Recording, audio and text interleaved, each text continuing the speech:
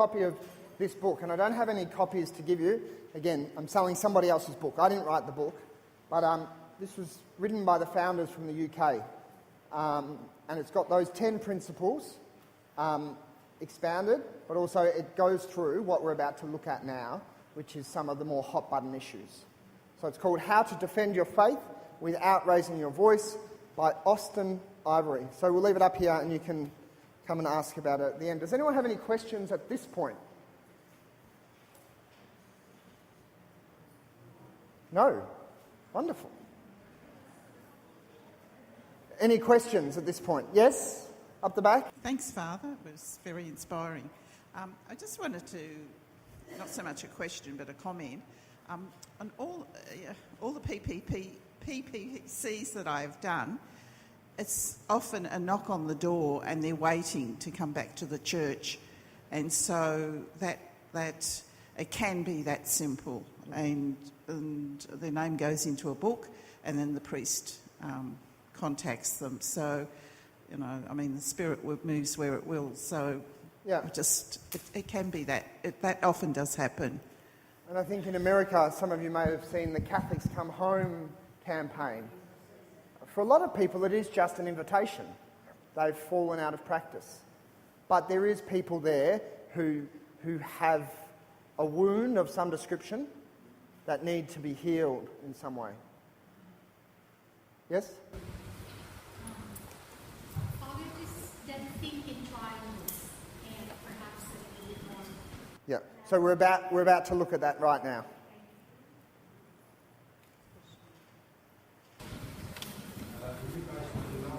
I am. Put the mic on. How much money does the group have? No. I do, but there's also... So I'm giving this talk because I was invited to give this talk because someone saw me give this talk in Sydney. But one of the lay voices, so Danielle, who you'll see on one of the clips down the track, she also does this. So one of the big things that our group has moved into in the last 12 months has been giving this talk to parishes, primarily, but also to school teachers on saying, how do you teach your faith without raising your voice? How do you get it across to your students, acknowledging that many of them don't practice it anymore?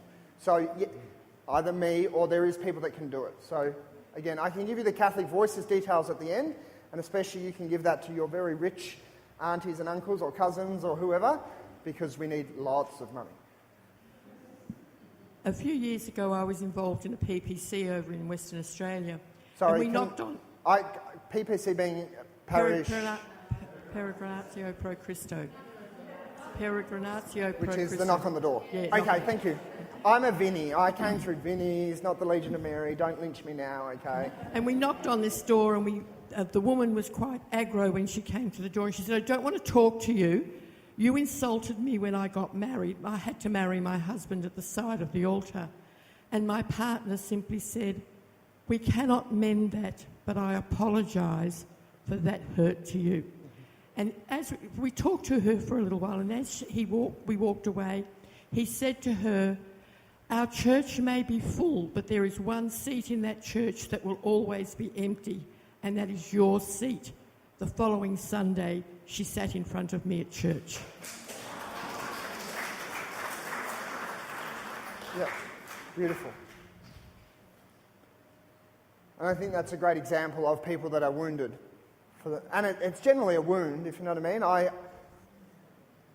My pastoral ministry, especially in schools and youth groups, is forever changed because of the wounds that I've inherited from the priests of a generation before me. Most of the wounds that we as Catholics are trying to heal are not wounds that we have inflicted. But if we are all one family, then we must take responsibility for the wounds that our brothers and sisters in Christ have inflicted on those people. Okay, let's look at a few hot button issues. And we've got about 45 minutes, so we can look at a couple of them. What do you think one of the biggest, most neuralgic hot button issues against the church is at the moment? Well, let's list a few. Sex abuse.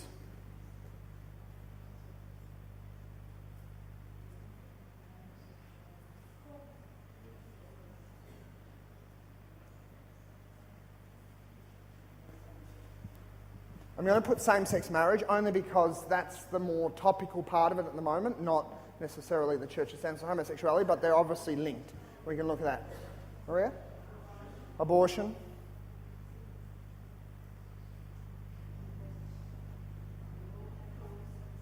Sorry? Yeah. So again, we'll leave that all in the marriage basket, the church's stance on marriage.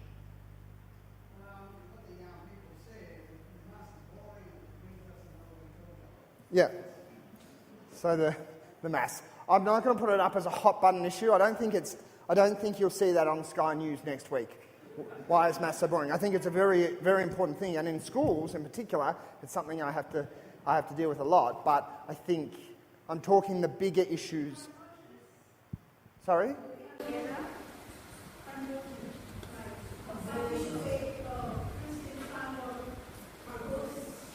Okay.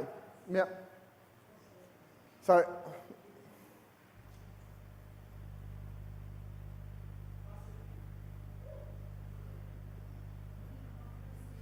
I suppose, and this is where Catholic Voices has really drawn a line between internal matters of the church and matters that affect our relationship with people outside the church.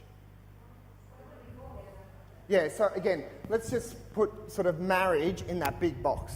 Divorce, remarriage, IVF, all of that kind of stuff. Michael? Euthanasia?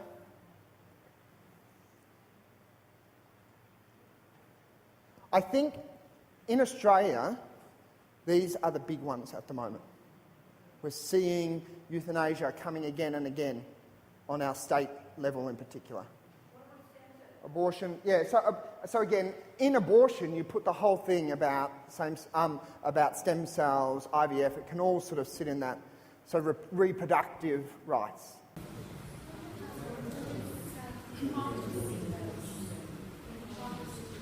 Yeah. And again, is there a whiteboard eraser somewhere?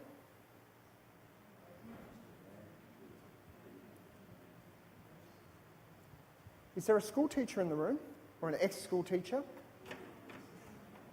Did you use a whiteboard or a blackboard though? Can you use a whiteboard? I'm going to get you to be my scribe, only because then I can stop turning my back to everyone. Okay. So what we want to look at now is the 4-step process that Catholic Voices uses to train its people for media, which I'd be suggesting that you should be doing as part of your reading and preparation if you're going to go out and do door knocking, or if you've got particularly antagonistic grandchildren and you want to suck it to them. No. So the first thing is you need to know what the church says. And in this kind of environment, I'm assuming that most of you are going to understand. So again, I would suggest you go home tonight with a piece of paper, you turn it landscape, you draw 4 columns, and you go through this process. So the first column is, what does the church say about abortion? Okay.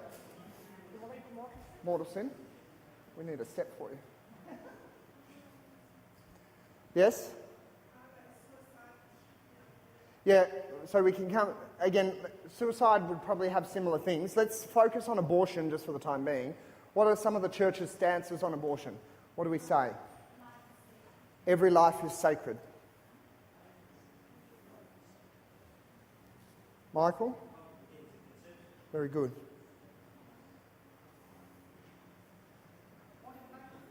Life begins at conception.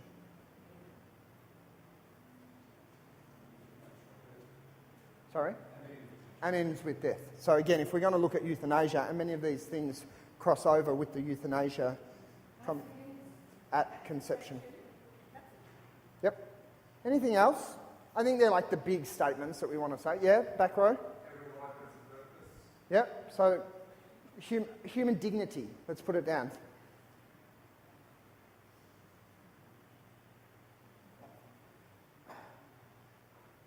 Okay, so this is your first column. And for many of you, you're not going to have to really do this column because you know these things. You were taught these things as children.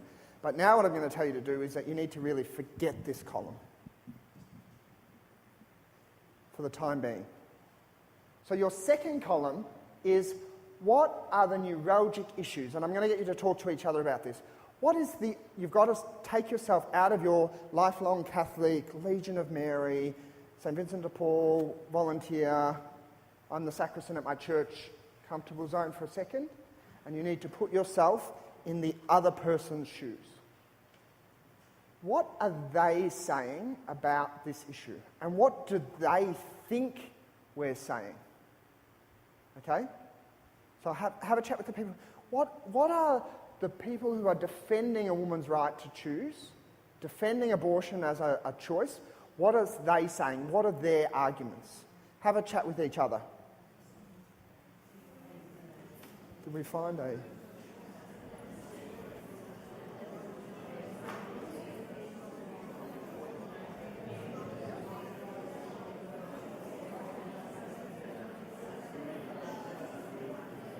Oh, she found one?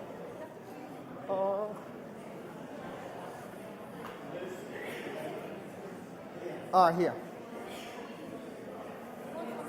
Yes.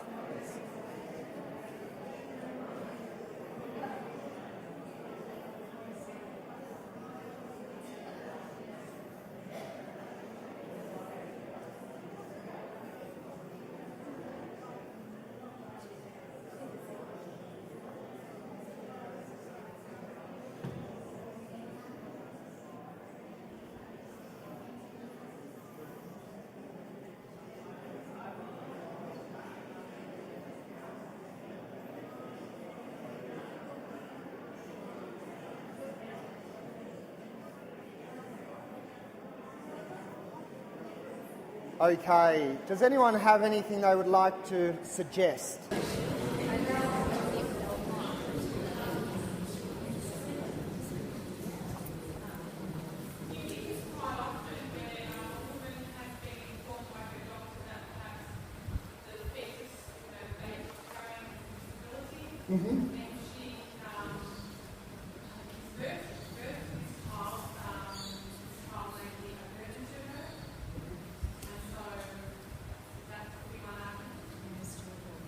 So, what are they saying? Could be a health risk in some situations. Is that what? Yeah.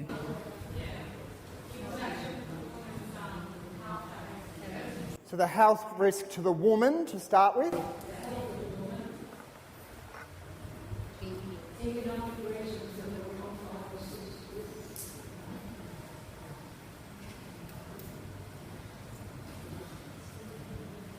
Economic reasons. Now, we'll just stay on the health risk for the woman. What's the other thing that they'll generally say if it's going to be, say, a child with Down syndrome or things like that? So,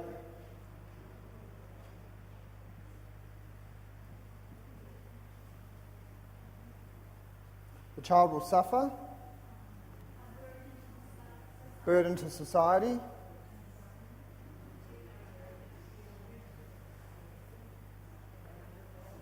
What else? My body, my choice.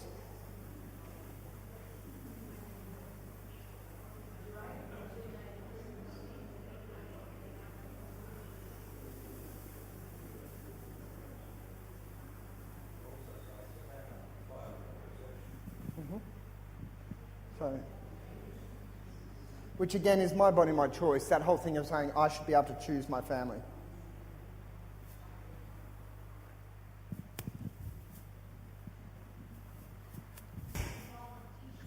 Sorry?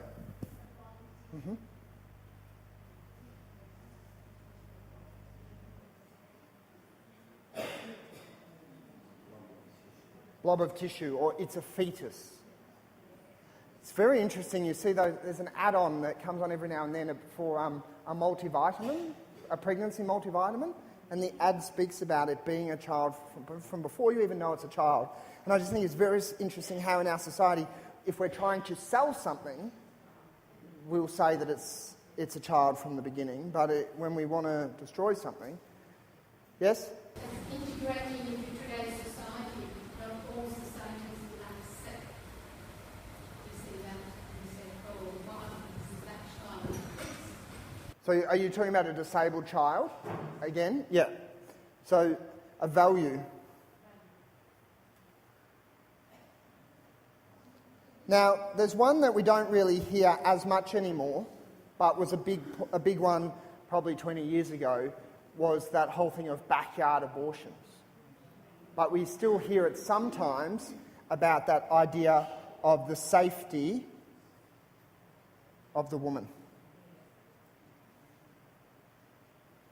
Okay, for this exercise that's enough, but it's about putting yourself into their perspective for a moment. So your third step is what in Catholic Voices we call the reframe.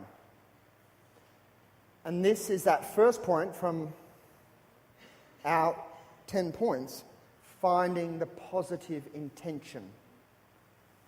So having a look at these on the list, have a chat with those people next to you about what the positive intention, what are they saying? What value, when someone comes to you and says, my body, my choice, what value is that woman defending? Have a chat with each other about it. And do it with a few of them.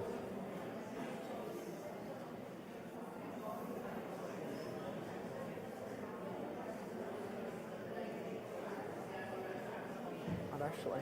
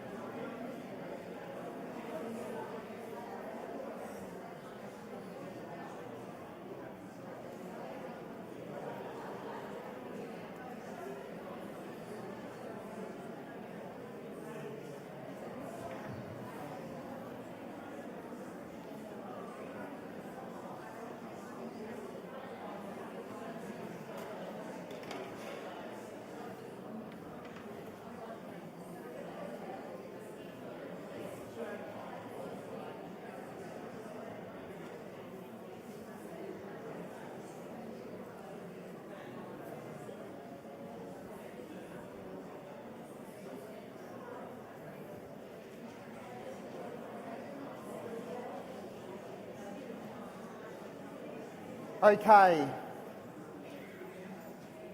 Does anybody have some positive intentions that they think, the values that they think these people are trying to defend behind some of these statements? So let's say economic reasons and that whole burden to society. What are they actually saying? Yep, so that if they can't afford it, but what do they say? No, we'll come back to it. What are they saying? I can't afford another child. What are they saying? What if they were going to put that in positive language, what are they saying? Lucy? I want to give my child the best.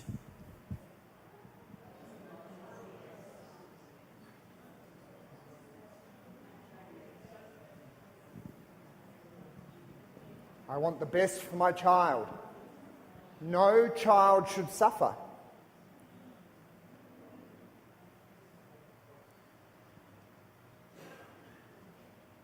Remember, we're still in their mindset. We've got to put ourselves in their mindset. We've got to work out what they're really saying. They're saying, no child should suffer. If I have this child, it's going to suffer, and I don't want children to suffer. If they were going to be trying to put it in a positive language. That's what they're really saying. So this leads us into the area of the disabled child and the child being valued by society. What are they really saying?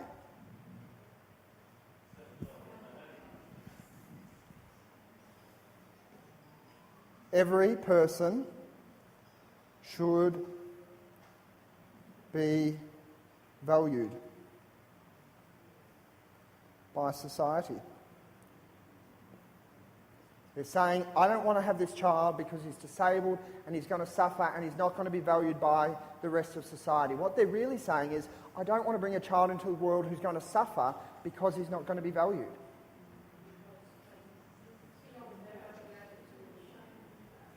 Yeah, So they feel that this child is not going to be given all the possible opportunities to grow and flourish and not going to be a valued member of society. That's the value that they're defending. That's their reason. That's not what they're saying. They're saying, no child should suffer, no child should be valued. But what they're really saying is every child should be valued. They're not articulating that because they're speaking about their child, their experience. But they're defending a value, an underlying value, that no child should suffer. But aren't they also saying that they can't help themselves? What I can do is say to the child, I'd be embarrassed when everybody stares at you. How is that child going to value? How am I going to cope with the disabled child?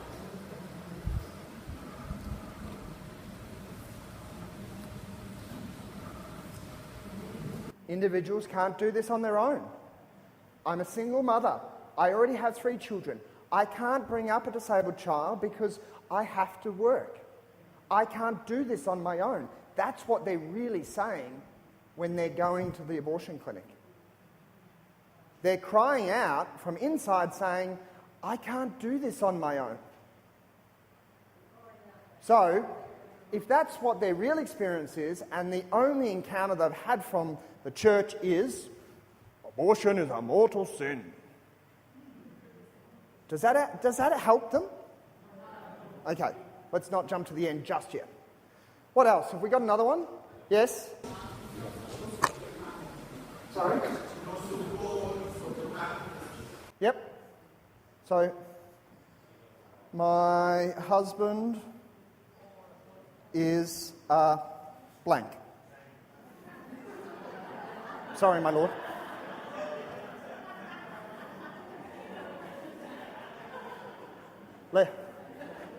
You've all got very dirty minds. I don't know what you're assuming that I mean. But very similar. Michael? Some people genuinely believe that there's too many people in the world and that the world's going to end because there's too many people. I'll put it up there. I'm going to put it in a box though, because I don't think it's a commonly held belief. I think you're going to have a crazy person out there who's going to think that the world is going to explode if one more baby is born. But I think, from my experience in the Australian culture, I don't think, a little bit like the backyard abortion argument. You don't hear it as much anymore because I think people know that it's not realistic. What are they saying when they're talking about, when someone does come up to you and say, well, if we legalise abortion again, then they'll all go to the backyards of places in Fitzroy and they'll be dirty and women's... What value are they defending? Whose health? Women's health.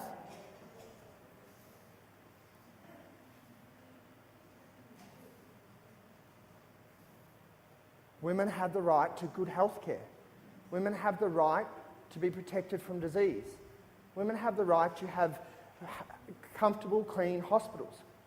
Let's not talk about the abortion side of it, but what are they defending? They're defending, if in their mind they think it's just a medical procedure, we're not going to change that at this point, but what are they really saying? They're saying that medical procedures should be done in hospitals.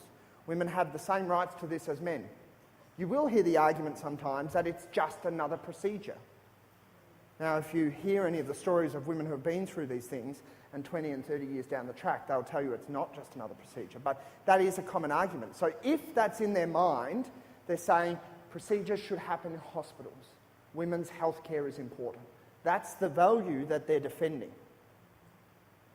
Maria? Can you say, I want my child to live to go and get up and get in Yeah. So, the next one.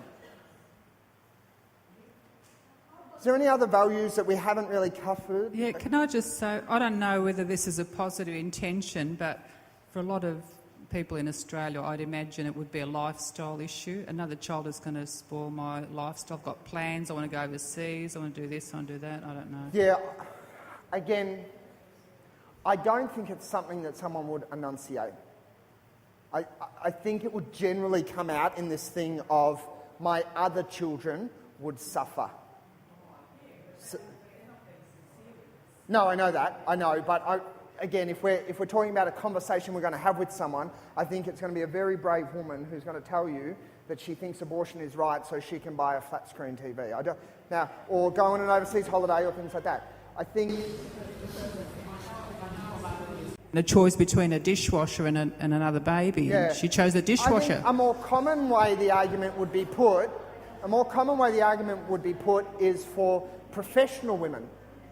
I need to be valued, and I need to be able to work. I've got my law degree. I need to be able to work. So my career. Yeah. Okay. Only because I want to do a couple of these. Do you get the idea of what we're doing here? You've got the church's position. You're then going to put that aside for a moment. You then put yourself in their shoes. And you say, what are they saying? And then, what are they really saying? What values are they defending?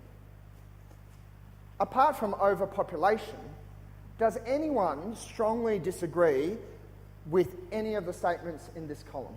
I want the best for my child. No child should suffer. Every person should be valued in society.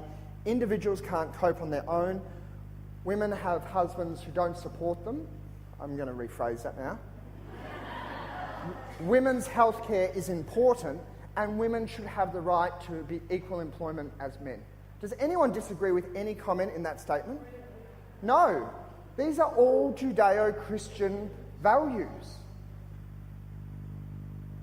So, when a woman says this, and we jump automatically into this column, she thinks that we are attacking her values.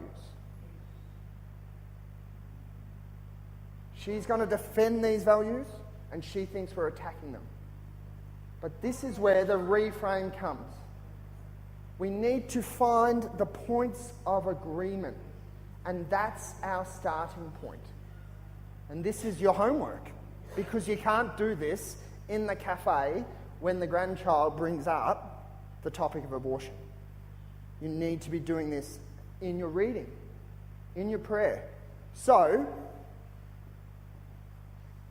what are some things that the church says about children and suffering?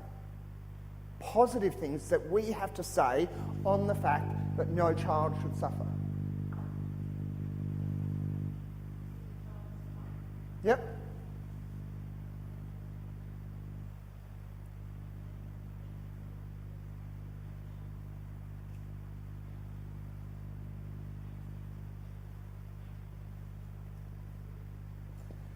And again, this is one of those times where we can reflect on our own experience and say, even as a church, we have had to acknowledge recently that we haven't done this properly.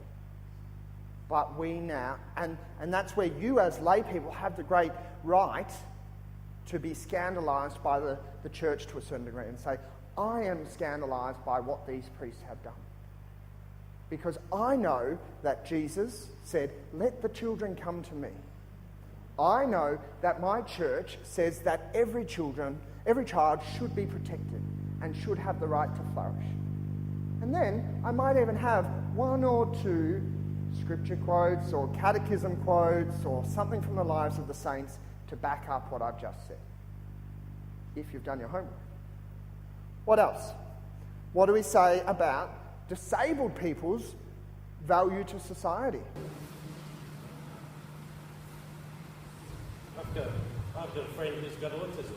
Does that mean his life's not worth living? I've got relatives who can't walk properly because they seem to have a nice life, they enjoy it. Who am I to say that they're not going to have a good life?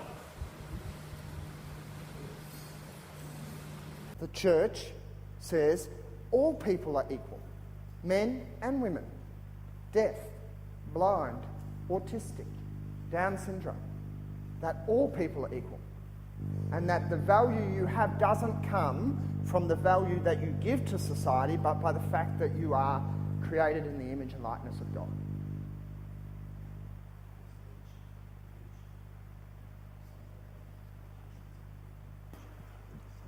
Yeah. And, again, a great example from the Bishop of showing some of the greatest examples of euthanasia are people who are living with disabilities. So again, and this is this argument at the other end of the spectrum, or people, you can hear and read those stories of people who have survived abortions or who are now living lives with a disability because their parents chose not to abort. So again, this is where you need to have in your arsenal some of the church's teaching on respect of life, the dignity of the human person. How many disabled, now I'm giving the workshop so I should have this answer, but I don't. How many disabled, ministry to disabled people are running in the parishes in your area or in our diocese, in our country? Catholic healthcare, special schools, schools for the deaf. You know what I mean? Again, examples of the fact of how much we value people and that we're saying that someone's value does not come from where what they can contribute to society. What does the church say about husbands and wives supporting each other and loving each other? And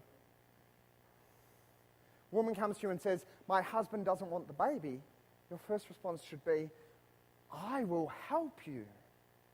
Because your husband is a blank line on a whiteboard. Maybe choose your language. Do you know what I mean? That whole thing of individuals can't do it on their own. No. So the greatest response to this, and you'll probably see this in the video I'm about to show you, one of the big things, and again, we were very careful not to give the people that we were training for the media answers. In their first couple of weeks of training, they said, just give us the answers and we'll learn them and then we can just... But they had to come to these answers themselves. But one of the greatest answers to the fact, the question generally gets asked in an interview, it gets to the point, backwards and forwards, backwards and forwards, backwards and forwards, until it says, if you had your choice, would you repeal the abortion legislation? Now, in my heart, I would say yes, but I also know that as soon as I say yes, I alienate anyone who has had an abortion, because all I'm saying is I'm reaffirming in their mind that they have done the wrong thing. So the greatest answer, and it came from one of the young women, is I pray and hope and will work for a society where, legislation or not, no woman feels the need she has to have an abortion. And that my society will and do anything to help a woman that she doesn't have to take this last step. So I've taken it out. I haven't answered their question, but I've answered their underlying value. Because they're really defending that women are pushed into these things, and we're saying, I don't want a society where any woman is forced to do this, because I want her to be able to have a disabled child, and society will respect it. So that opens the road to contraception. In what way? Well, to say that women protects herself, she shouldn't be put in that position. So she's not going to be worked out of control. And then they open the road to saying, well, the best way to control is.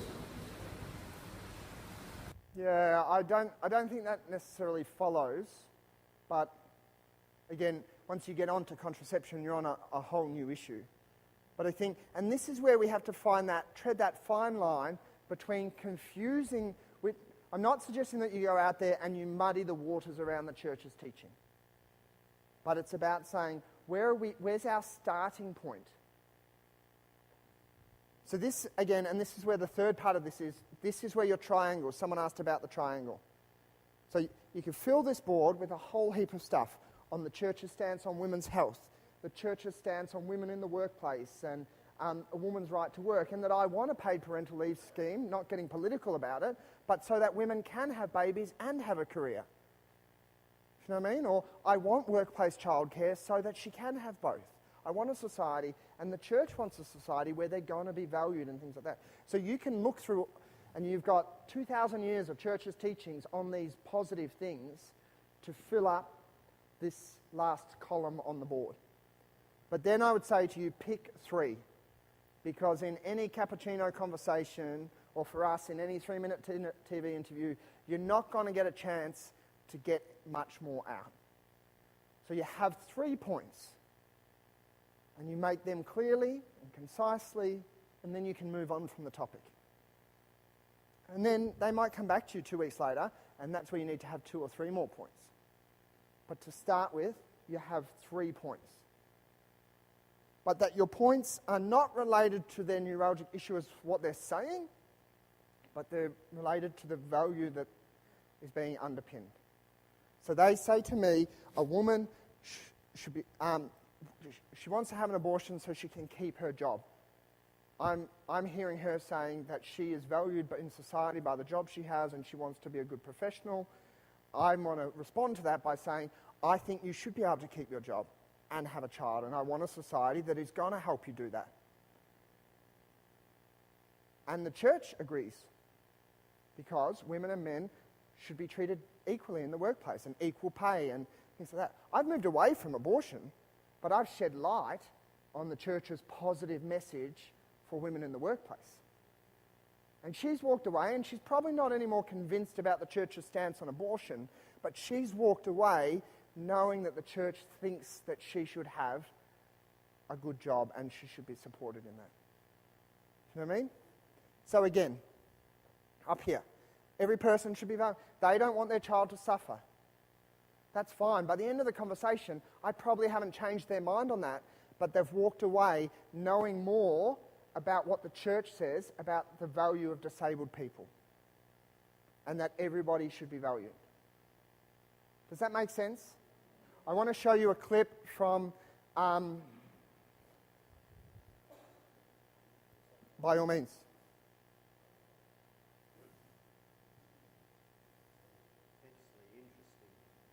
Intensely interesting discussion. I just said to Father, can I just say 2 things?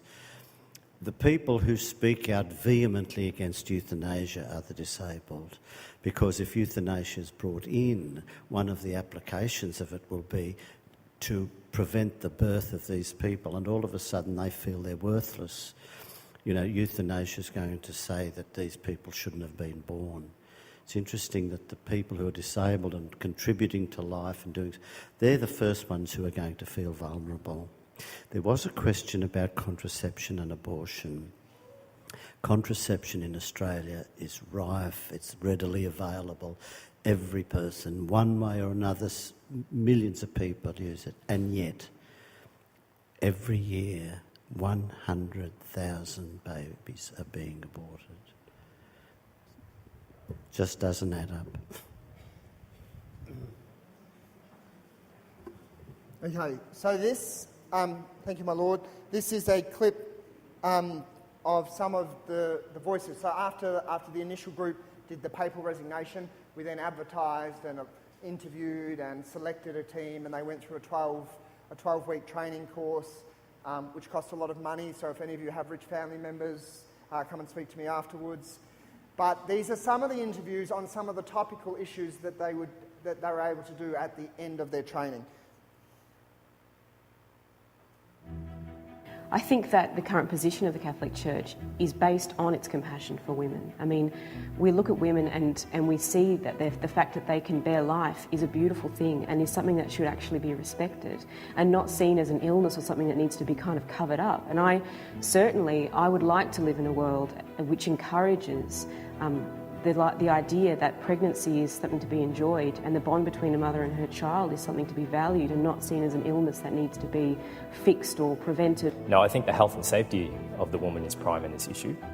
And a man involved, such as the father of the child, the husband or boyfriend of the woman, needs to be fully involved and supportive of her in this situation. And rather than creating these laws, we need to be looking at the root, I guess, of the problem, and that is the fact that women are not being given options, not being cared for, such that they have to turn to abortion. Because at the moment, women are often in the situation where they feel like they have no help, and so that's definitely something we need to improve on. And as Catholics, we think that all parties are important. The woman and her well-being is important, but also the child, the father, and in this case, the doctors as well. I think that the place for people outside clinics is to offer support and to be non-judgmental and to really help these women in what is a very traumatic situation. My mother was pressured into an abortion when she conceived a child with a disability, endured a great deal of stress, and now having had her child, and luckily she's been blessed to have adequate support, she is having an incredible life. But I think all women should have that opportunity. I think the response needs to be a community response, saying to these groups, look, the best thing we can do for these women is to help them, give them real support. There is no benefit in sort of scaring and vilifying them. We need to have a real positive approach to this situation. And in terms of the actual legislation that's currently stands, it's actually at odds with people I've spoken to, their views on abortion, that while they may view that a woman has a right to choose, she also needs to have every option available to her so she can make an informed choice. I think that's an example of how well it can be done and how well the church's stance can be put across whilst being compassionate and whilst respecting all parties.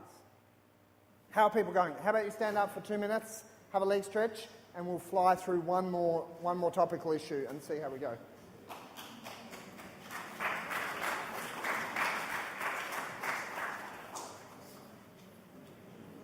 Don't go too far. To run the training last time, I think it cost us about $12,000. Well, no, in the sense that the participants are interviewed and selected. You can't apply to come to the course. You've got to apply and be interviewed and selected, and then we don't ask them to pay. We ask them to make a contribution, but the idea is that we can pay for them, so that if the best person who got interviewed is, like, so one of those ladies is a mother of 5, could never afford it.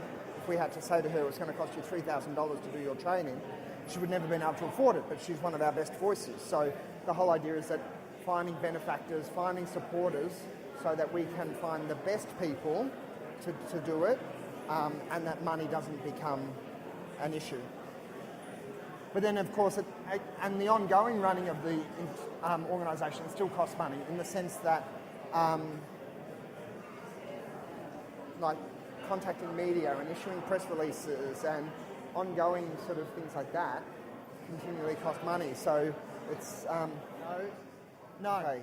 I think the other real hot topic at the moment that I think is very important as a church that we get a language around is the one of same-sex marriage. And I think it's important because I think that sometimes, even as Catholics, we don't fully comprehend what the church's stance on homosexuality is. So it's a very important one, and it's a very real one. We face it in our schools. Many of you will face it in your families. The church's stance on homosexuality. So, what does the church actually say to us on this issue? On homosexuality and on marriage?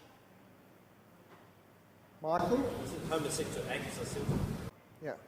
So this is the very, very important one.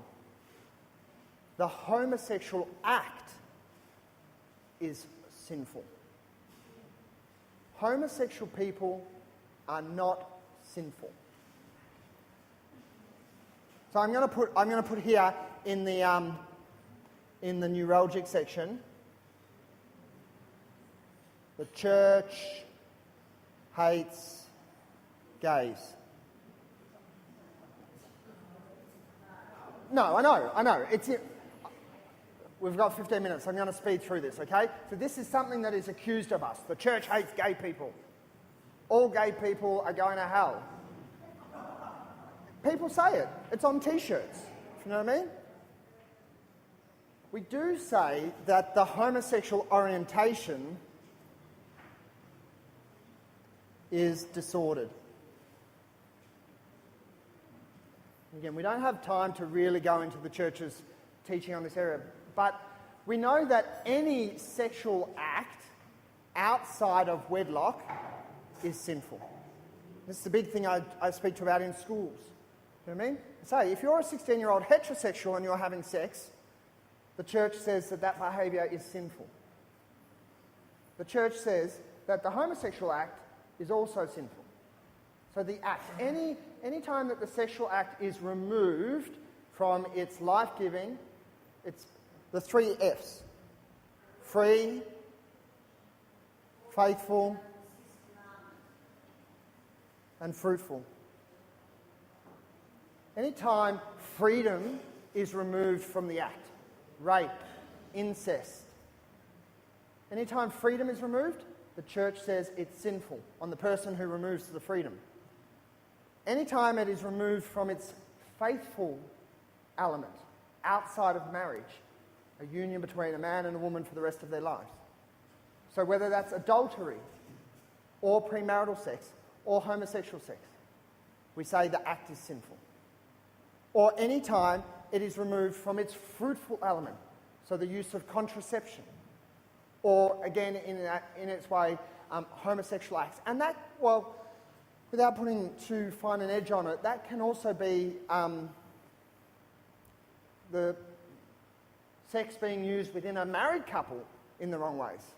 We're seeing at the moment this hoorah about 50 Shades of Grey, if you know what I mean. And that's between a heterosexual couple, but the church would still have issue with that because it's being removed from its fruitful element, life-giving element. Okay? So it's really important that we understand that it's not, the church's stance on sex and sexuality is not pinpointed just on people with a homosexual orientation. But we do say that because the orientation is directed towards something that is not free, faithful and fruitful, it therefore is disordered. It is not of the natural order. So we've got to be very careful because as soon as people hear that, they think that we're saying that they're sinners, that they're wrong. But just like we say to them, the woman whose wife is an alcoholic, the woman whose husband is an alcoholic, and has been an alcoholic for 30 years, and he's struggling with this sin, as long as he is persisting in the struggle and trying to get better, then he is a full and active member of the Catholic faith. So it's the same with our understanding of people with homosexual tendencies. As long as they are striving to live according to the gospel, they can read at Mass, they can bring up the communion procession, they can be extraordinary ministers. As soon as they cross their arms and say, I give up, I'm not trying anymore, whether they're homosexual or heterosexual, whether it's alcoholism or drug abuse or gambling, as soon as you cross your arms and say, I'm not going to try and be better, I'm not going to try and strive to live according to the gospel, even though it's hard in my life, that's when the church has a problem. Is that clear? So it's really important. But how do we get that across when society thinks that we hate gay people? On the area of marriage, it also says about equality.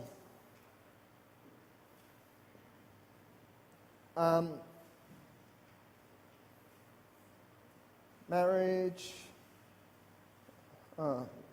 We love each other. If we love each other and they love each other, why can't we have the same thing that they're having? These are the things that opponents of same-sex marriage would say. So marriage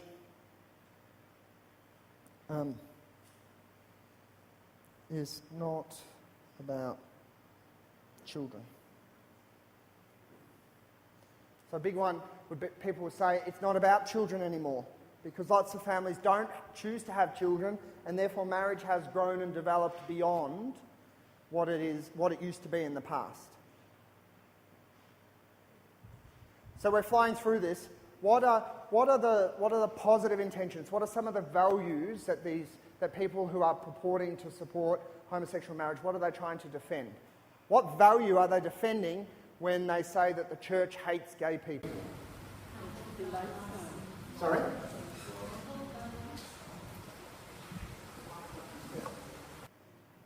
Don't discriminate on the bounds of sexual orientation. What are they saying when they say that gay people, they think that the church thinks that gay people are going to hell? Yet, don't judge on my actions. No. And remember, we're in the box of the neuralgic things. What are the people on the other side saying? What are they saying that we think? I'm saying that in the neuralgic box, people out there think that the church hates gay people. And the church says that gay people are going to hell. It's not right, but we all will have met them. People who think that the church hates them, or that the church, and this is the more common one now, especially for people of your generation, where it's a grandchild. So you'll meet someone who's been a practicing Catholic for their entire life, and their grandchild comes out. And they have this real internal struggle of loving their grandchild, but because what they were taught 40 years ago, or at least what they think they were taught 40 years ago, they now don't know where they stand or where their grandchild stands. Because 40 or 50 years ago, when it was the Penny Catechism and we didn't know what we now know about homosexual orientation and things like that, the thought was that being gay was sinful. But if someone has never grown any further in their relationship with Christ and continued to develop as the church has developed, they can be very conflicted. You might know someone from your social circles. So it's important that we go, okay, that's what they think, but what are they really trying to say? They're trying to say that they don't think that their grandchild should be discriminated because of his sexual orientation. And if we're going to move it directly across into this box, well, what does the church say on this issue? If they're trying to defend the value that their grandchild shouldn't be discriminated because he feels that he is same-sex attracted and he was born this way, which is the common mantra now. He was born this way. What does the church say on that? To live a celibate life. Sorry? To live a celibate life. Yeah. So that this person does have value, does have a place in the church, can be a full and active member of the parish community. But is called, like we all are, to turn his sexuality as only one part of his being, not to be dictated to by it, but to turn it into a fruitful part of his life. So again, and this is what Pope Benedict said when he was the cardinal, was that we have to be able to tell the truth in love. We can't acknowledge and try and perpetuate the lifestyle, but at the same time, we have to let them know that they are valued, that they have a place in our church. But just like the widow, or just like the divorced and remarried person, and again, this is the other part where this issue is coming up now, and Pope Francis has been very clear on this, and we're going to see it in the next 12 months with the Synod on the Family. The Pope's not going to come out in 12 months' time. We're recording this. Got to be careful. I don't think the Pope is going to come out in 12 months' time and say that divorced and remarried people can start coming to Holy Communion. I don't think so. But what is he making us do? He's making us realise that they can still be fully and active members of our parish, and they shouldn't be shut out just because their initial marriage has broken up. What does the church... Interest's sake, here's your homework. What does the church advise people when they're looking for roommates? You're going to university. What's the church's document on finding a roommate? Doesn't have one.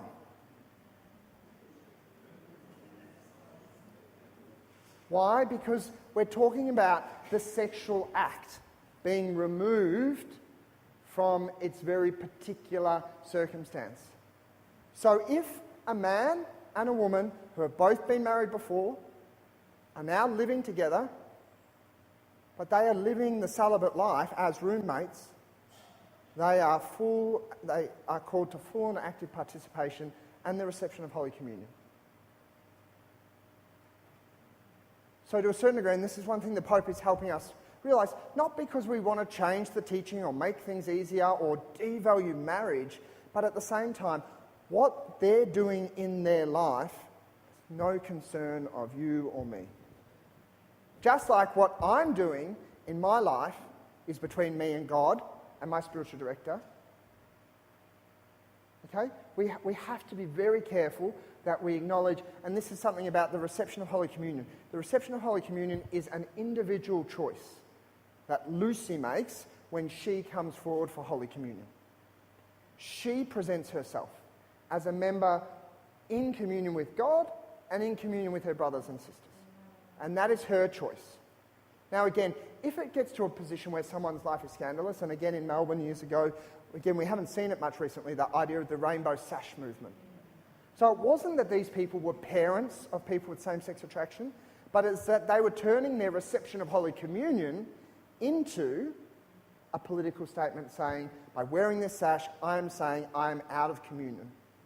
They had made a public statement that they were out of communion and that they weren't trying to live the church's teaching or encouraging others to do it. It's the same with politicians who have publicly supported abortion. They've made a public statement. We're off the topic, but I think it's very important, and it's something that we need to be very careful with, because it is something, especially for those of you who, in the name of the church, are doing PPCs. There we go. And I'm eating into the PPC presentation, so I need to move on. Okay? So again, a big thing about equality, they're saying that we need to be treated equally. What's something very clear that the church says about equality? We say it in Genesis, and we've said it every year since. That difference doesn't mean inequality. We treat things differently, but that doesn't mean we treat them unequally. So it is that thing, sister's gone. Or she's sitting in a different seat. Sister can't become a priest, but that doesn't mean she's not equal. We have different relationships in our church. We have different, men and women are different, and they're called to differences. And those differences complement each other, but just because something is treated differently doesn't mean there's less respect for it. What are we saying about marriage? We're saying that marriage is what it is. Marriage is an institution that the society, the government, but that the church primarily has promoted for 2,000 years, because it is a relationship between a man and a woman for permanency, for lifelong, and for the protection of children. That's what marriage is. I can't say to you now, oh, look outside, the sky's green. The sky is blue and it's always going to be blue. Marriage is what it is. The relationship between a man and woman for life, for the protection of children. Does that make sense? I'm over time. I want to show you the last clip. Well, I've got two clips. I've got one they did on marriage, which might help bring this together, or I've got one they did on John Paul II. Which one do you want to see?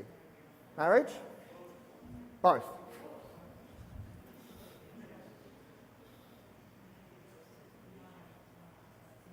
The point of marriage is not to gain recognition, but rather to unite two people for the purposes of raising their children. The Catholic Church is trying to protect an institution that has served our society and our culture well over many millennia.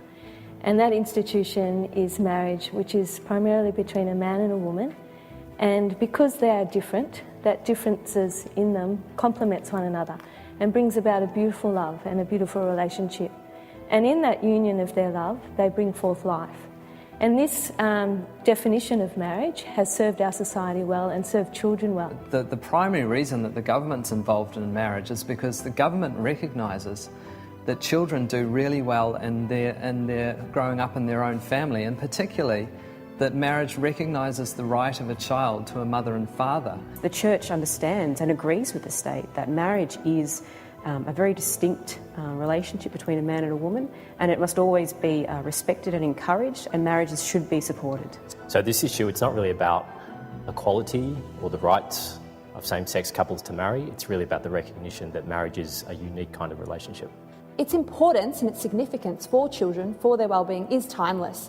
Changing views on marriage might be present, but I don't think that changes the fact that children should know their mother and father where possible, and that marriage actually protects that and is intrinsic to that. Marriage is also about the complementarity of differences. The difference between a man and woman is something to be celebrated, and it's something that same-sex couples just don't have.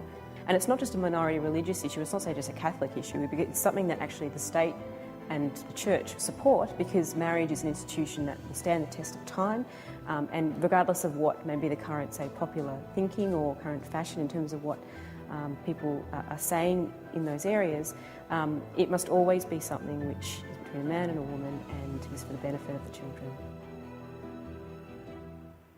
Is there any questions? A really quick question in the middle. Yes. So when they close their arms and you said that they're giving up us influence or living with them, what's the practicality that we have to apply? Myself, I've got 3 teenagers, 20, 18. They're questioning me against what they had learned when they were young. How can I explain to them when they had friends like that one and they are confused as well? Yeah. Love them, first, foremost. Always. One lesson I learned very early in the seminary, that to my parents, I was never going to be Father Nicholas, I was going to be Nicholas. And they were never going to see me as anything but their son. And I think that's the same with mothers and fathers and their children. You're going to be their parents. So it may not be your job to evangelise them any further. You've done the best you can. So you do have to love them and gently bring them. And that's where start applying these principles at your dinner table, if you know what I mean. And the big one for me is shedding light. Don't feel in one dinner conversation you have to convince them when you've got the entire world trying to convince them of something else. Shed little glimmers of life, but ultimately your example, your prayerfulness, your great witness will be the ultimate thing that will win them over. But also, you have to be truthful, and you have to be careful that you're not encouraging or supporting or seen to be condoning lifestyle choices that are against the church. But at the same time, you don't draw the line and say, I'm never seeing you again until you rectify. So it's a fraught challenge for you as parents, and that's why hopefully we can do our little bits to help you. And with my own children, it's their peers that they're dealing with every day. Yeah. Please thank Father Nicholas Pearce very, very much for giving us his time today and his knowledge and sharing all that with you. Has everyone got a sheet to take home? Yes. Give him a big round of applause. Thank you.